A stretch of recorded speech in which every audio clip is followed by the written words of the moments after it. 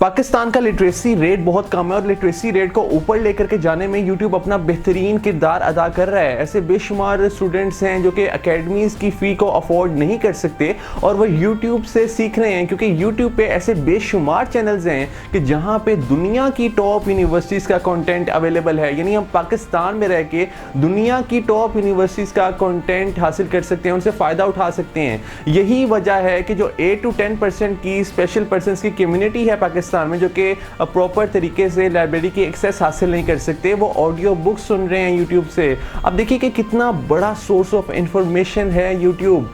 अगर आप business start करना चाहते हैं तो सिंपली आप टाइप कीजिए यूट्यूब पे कि how can I start my on business. एक आप सर्च का क्लिक करेंगे तो आपको लाखों रिजल्ट्स मिल जाएंगे कि आप इस तरह अपना बिजनेस स्टार्ट कर सकते हैं। आज ख़वातीन घर में बैठी हुई हैं बट वो इंडिपेंडेंट हैं, क्योंकि वो यूट्यूब से ट्यूटोरियल्स देखती हैं और वो क्या कर रही हैं कि वो घर में बैठ के कोई अपना बिजनेस स्टार्ट कर रही हैं। आज ऐसे बेशुमार लोग जिनका रोज़गार पहले नहीं था, उनका रोज़गार अब यूट्यूब से वाबस्ता है, उनका अर्निंग सोर्स अब यूट्यूब है और अब डॉलर्स बाहर से पाकिस्तान आ रहा है। यानी आप देखिए कि पाकिस्तान की इकोनॉमी कितनी बेहतर हो रही है।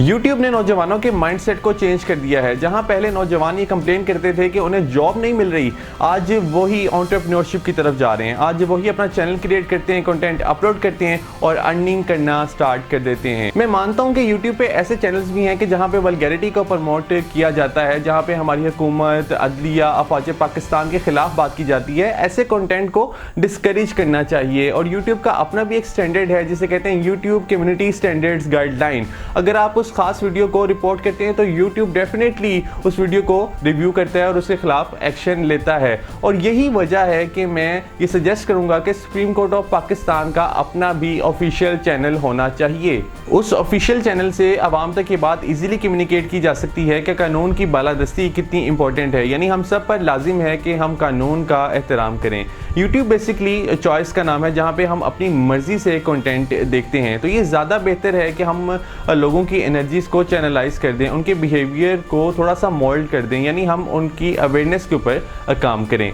मेरे ख्याल से 2-3 ख़राब किताबों की वजह से सारी लाइब्रेरी को बंद नहीं करना चाहिए।